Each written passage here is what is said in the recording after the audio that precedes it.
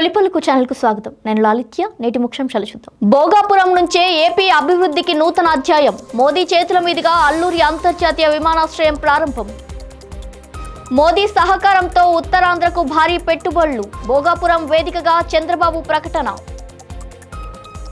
మోదీ నాయకత్వంలోనే వికసిత్ భారత్ సాధ్యం. భోగాపురం వేదికగా పవన్ కళ్యాణ్ ప్రశంసలు. స్కీమ్ వర్కర్ల నిరసన. 26,000 కనీస వేతనం డిమాండ్.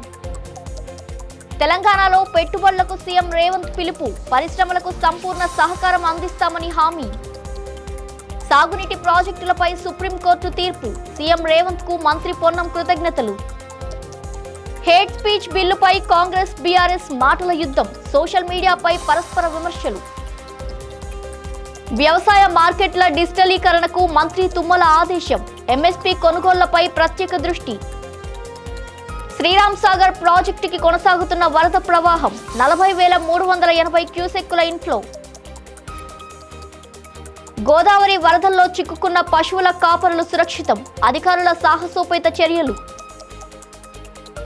మైసూరులో స్వామి వివేకానంద సాంస్కృతిక యువ కేంద్రాన్ని ప్రారంభించిన ప్రధాని మోదీ.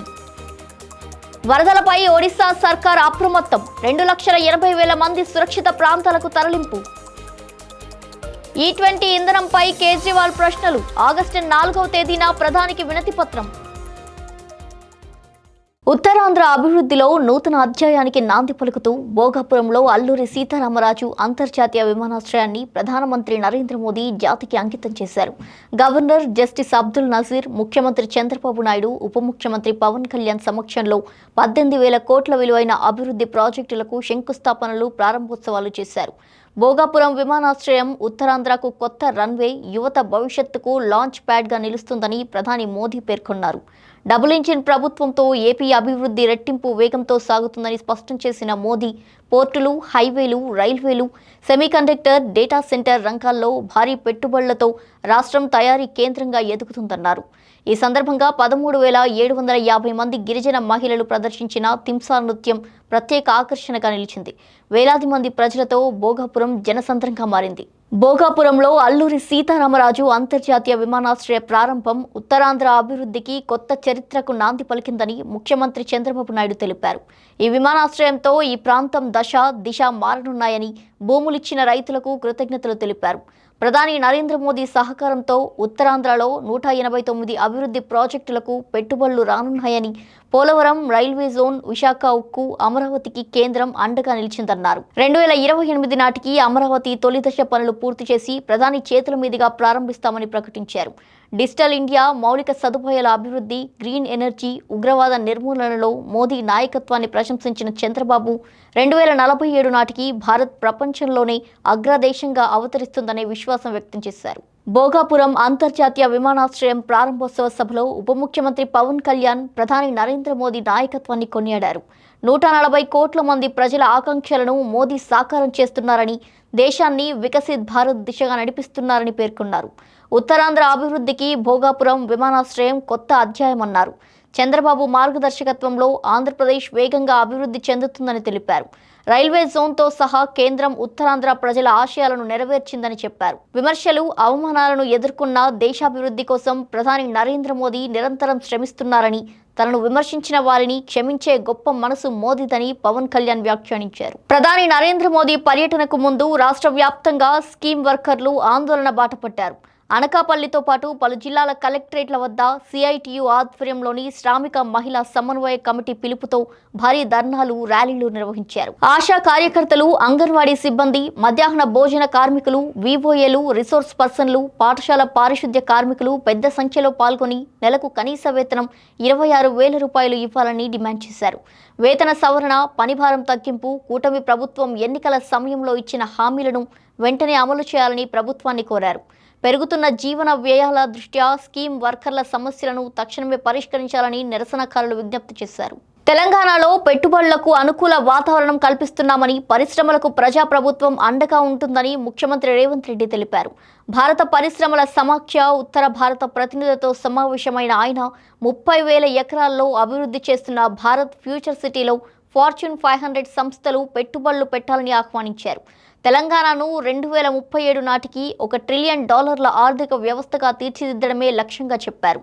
నైపుణ్యాభివృద్ధి, మౌలిక సదుపాయాలు, వేగవంతమైన అనుమతులతో పరిశ్రమలకు పూర్తి సహకారం అందిస్తామని స్పష్టం చేశారు. రాష్ట్రాన్ని ప్రపంచ స్థాయి పెట్టుబడి కేంద్రంగా తీర్చిదిద్దేందుకు ప్రభుత్వం కట్టుబడి ఉందని సీఎం రేవంత్ రెడ్డి పేర్కొన్నారు. గౌరవెల్లి, పాలమూరు, రంగారెడ్డి, సీతమ్మ సాగర్ ప్రాజెక్టులకు గతంలో మంజూరైన పర్యావరణ అనుమతులను కొనసాగిస్తూ సుప్రీంకోర్టు ఇచ్చిన తీర్పుపై మంత్రి పొన్నం ప్రభాకర్ ముఖ్యమంత్రి రేవంత్ రెడ్డిని కలిసి కృతజ్ఞతలు తెలిపారు.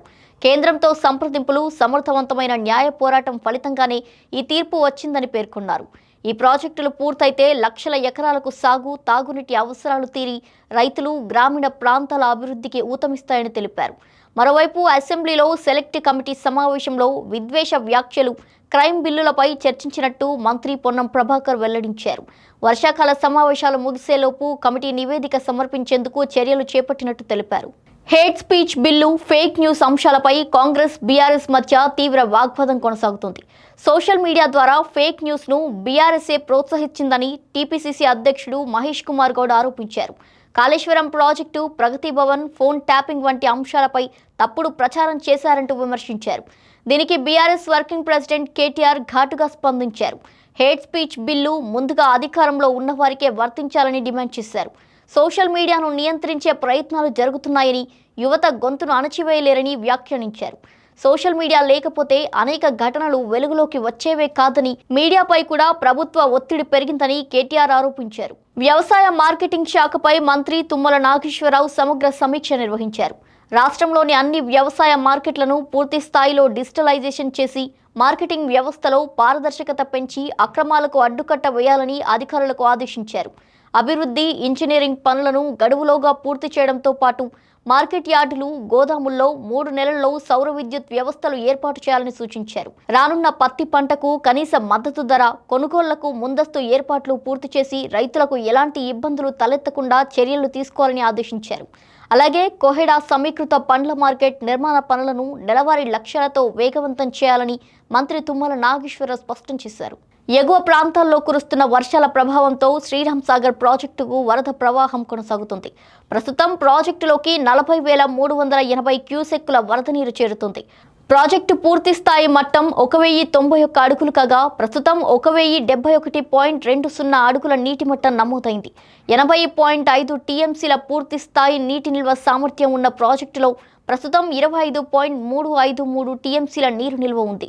వరద ప్రవాహాన్ని దృష్టిలో ఉంచుకొని నీటిపారుదల శాఖ అధికారులు పరిస్థితిని నిరంతరం పర్యవేక్షిస్తున్నారు. భద్రాద్రి కొత్తగూడెం జిల్లా చెర్ల మండలం వీరపురం సమీపంలో గోదావరి వరద ఉధృతి పెరగడంతో 10 మంది పశువుల కాపరులు వరద నీటిలో చిక్కుకున్నారు. సమాచారం అందుకున్న వెంటనే పోలీసులు, రెవెన్యూ అధికారులు పడవలతో ఘటనా స్థలానికి చేరుకుని సహాయక చర్యలు చేపట్టారు. వరద ఉధృతిని లెక్క చేయకుండా సాహసోపేతంగా వ్యవహరించిన అధికారులు చిక్కుకున్న వారందరినీ సురక్షితంగా ఒడ్డుకు తరలించి ప్రాణాపాయం నుంచి కాపాడారు. ఈ ఘటనతో స్థానికులు ఊపిరి పీల్చుకున్నారు. వరద ప్రభావిత ప్రాంతాల ప్రజలు అప్రమత్తంగా ఉండాలని, నదులు, వాగులు, వరద ప్రవాహాల వద్దకు వెళ్లొద్దని అధికారులు మరోసారి హెచ్చరించారు. హైదరాబాద్లో 4 రోజుల పసికందును 5 లక్షలకు విక్రయించేందుకు చేసిన ప్రయత్నాన్ని బాలాపూర్ పోలీసులు భగ్నం చేశారు. చంద్రాయణ గుట్టకు చెందిన వహీదా ఖాతున్ ప్రసవించిన 4 రోజులకే శిశువును విక్రయించేందుకు బేరం పెట్టినట్టు పోలీసులు గుర్తించారు. ఈ వ్యవహారంపై సమాచారం అందించిన సామాజిక కార్యకర్త సఫియా మాహి సహకారంతో పోలీసులు దాడి చేసి పసికందును సురక్షితంగా రక్షించారు. ప్రధాన నిందితురాలని అదుపులోకి తీసుకుని కేసు నమోదు చేశారు. ఈ ఘటన వెనుక చిన్నారుల అక్రమ రవాణా ముఠా ప్రమేయం ఉందా అనే కోణంలో పోలీసులు దర్యాప్తు కొనసాగిస్తున్నారు. శిశు అక్రమ రవాణాపై కఠిన చర్యలు తీసుకుంటామని అధికారులు స్పష్టం చేశారు. కర్ణాటకలోని మైసూరులో స్వామి వివేకానంద సాంస్కృతిక యువ కేంద్రం వివేకా స్మారకాన్ని ప్రధానమంత్రి నరేంద్ర మోదీ ప్రారంభించారు. 1892లో స్వామి వివేకానంద మైసూరు పర్యటనకు గుర్తుగా చారిత్రక నిరంజన మఠం ప్రాంగణంలో 81,000 చదరపు అడుగుల విస్తీర్ణంలో ఈ కేంద్రాన్ని నిర్మించారు. ఇందులో 4D అనుభూతి కేంద్రం, ప్రదర్శనశాల, 700 మంది సామర్థ్యంతో హంపి థియేటర్, గ్రంథాలయం, ధ్యాన యోగ కేంద్రం, తరగతి గదులు, పోటీ పరీక్షలకు ప్రత్యేక శిక్షణ సదుపాయాలు ఏర్పాటు చేశారు. స్వామి వివేకానంద ఆశయాల స్ఫూర్తితో ఉపన్యాసాలు, శిక్షణ కార్యక్రమాల ద్వారా ప్రతి సంవత్సరం 10,000 మందికి పైగా విద్యార్థులు, యువతకు ప్రయోజనం చేకూరుతుందని అధికారులు తెలిపారు. ప్రారంభోత్సవం అనంతరం ప్రధాని మోదీ వివేకానందుడికి నివాళులర్పించి ప్రత్యేక ప్రార్థనలు నిర్వహించారు. వరద ప్రభావంపై ఒడిశా ప్రభుత్వం అప్రమత్తంగా వ్యవహరించిందని ముఖ్యమంత్రి మోహన్ చరణ్ మాంఝీ తెలిపారు. వరద ప్రభావిత ప్రాంతాల నుంచి సుమారు 2.8 లక్షల మంది ప్రజలను, పశువులను కూడా ముందస్తుగా సురక్షిత ప్రాంతాలకు తరలించినట్టు వెల్లడించారు. ప్రాణనష్టం జరగకుండా చూడడమే ప్రభుత్వ లక్ష్యమని, ఆ దిశగా తీసుకున్న చర్యలు సత్ఫలితాలు ఇచ్చాయని చెప్పారు. సహాయక చర్యల కోసం ఎస్డీఆర్ఎఫ్ బృందాలకు 26 కోట్లు విడుదల చేసినట్టు పేర్కొన్నారు.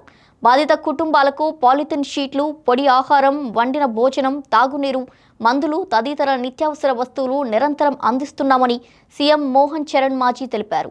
E20 ఇంధన విధానంపై ఆమ్ ఆద్మీ పార్టీ జాతీయ కన్వీనర్ అరవింద్ కేజ్రీవాల్ కేంద్ర ప్రభుత్వంపై విమర్శలు గుప్పించారు. 2023కు ముందు తయారైన వాహనాల్లో E20 వినియోగంపై స్పష్టత కోరుతూ 29 ఆటోమొబైల్ కంపెనీలకు లేఖలు రాసినా స్పందన రాలేదని తెలిపారు.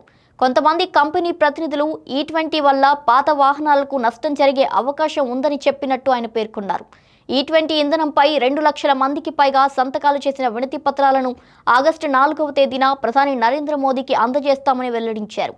పెట్రోల్ బంకుల్లో E20తో పాటు స్వచ్ఛమైన పెట్రోల్ కూడా అందుబాటులో ఉంచాలని, E20 ధర తగ్గించాలని, పాత వాహనదారుల ప్రయోజనాలను దృష్టిలో ఉంచుకొని సమగ్ర అధ్యయనం అనంతరమే నిర్ణయాలు తీసుకోవాలని కేజ్రీవాల్ డిమాండ్ చేశారు. ఇవి వాల్టి బులెటిన్ డీటెయిల్స్. మరో బులెటిన్తో మళ్ళీ కలుద్దాం. చూస్తూనే ఉండండి తొలి పలుకు న్యూస్.